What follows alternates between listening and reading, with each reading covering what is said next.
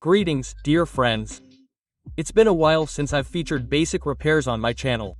I've decided to bring this section back. Besides, I recently came across a suitable repair. One of my subscribers sent me an optical time domain reflectometer from COMPTYCO. The reported defect is that it doesn't charge and has never charged since purchase. This is clearly a manufacturing defect. For those completely unfamiliar, this device is a fiber optic tester for measuring optical signals. Basically, it has something to do with fiber optics. Frankly, like you, I have no idea how to use this device or what it's for. But this information is often unnecessary for repairs, especially when we're talking about defects like, it won't turn on, or, it won't charge. So, the device isn't charging. There's no current draw when the charging cable is connected. There's no display on the screen. Well, the defect is clear. Let's try to figure out what the problem is. Let's start the repair, as usual, by disassembling the case. I unscrew the screws and split the case in half. Some rubber plugs and buttons fell out. The main thing is not to lose them during the repair, because they'll be nowhere to be found. And generally speaking, it's a stupid situation when something gets lost during a repair. I got out the multimeter. Let's check the battery. By the way, here it is. I'm taking measurements from the wires that connect to the board. Red is positive, black is negative, and yellow is the temperature sensor. Its readings are almost never needed during repairs. The battery voltage is near zero, meaning the battery's BMS is currently in blocking mode. It has disconnected the cell itself from the wires. To recover the battery from this state, it needs to be recharged a little. I use a laboratory power supply for this. The voltage is 4.3 V. Limit the current to 1A. Next, I connect the wires to the battery. The black wire from the lab tester is connected to the black wire on the battery, and the red wire is connected to the red wire. A current of 1A flows. The voltage drops to 3 volts and gradually increases as the battery charges. To speed up the process, you can increase the current, but don't let it exceed the battery capacity. This battery has a capacity of 2.2 Ah. Therefore, we select a current of no more than 2 A. Easy to remember. Fully charging the battery doesn't make sense, since a properly functioning charging system should be able to handle this task on its own at voltages above 3 V. Check the response when the power cable is connected. The battery voltage should rise if the charging system is functioning properly. However, in our case, the voltage stuck at 3.19 V. When the cable is disconnected, the voltage drops slightly. This indicates that the charging system is trying to somehow function, but it's not sufficient to charge the battery. Well, let's look for the charging system components on the board and check their condition. Maybe we'll find some obvious defects. I disconnect the battery to de-energize the board, and also to keep it out of the way. The charging system is often located near the battery connector, so it makes sense to inspect this area first. In this case, since the repair is simple, we didn't even have to study the schematic to identify the cause of the defect.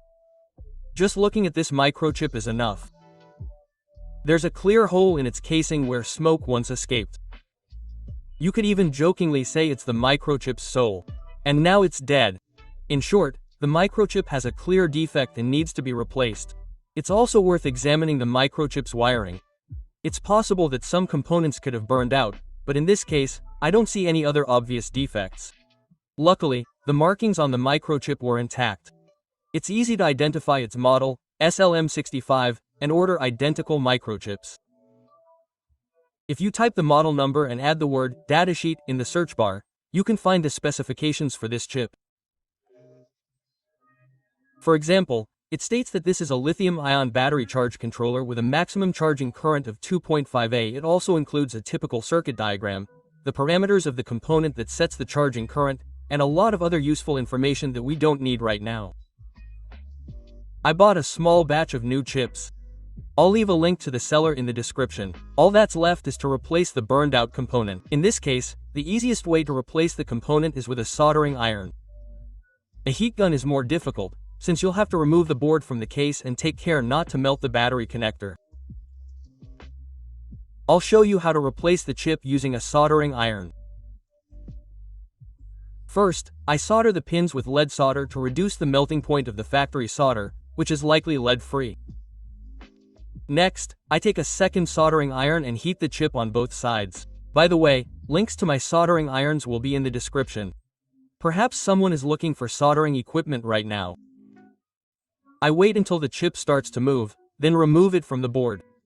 The process takes a relatively long time. This is because the chip has a housing pin on the bottom of the housing. It is also soldered to the board, and it can only be heated indirectly, that is, by heat transfer from the mounting contacts and the pins of the chip itself. I solder the housing pin with screw-type solder to facilitate the installation of the new chip. I remove the excess.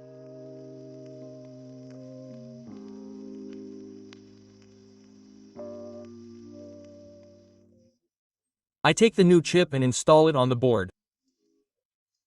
The method is similar to desoldering, since we need to heat the housing pin so that it is soldered securely.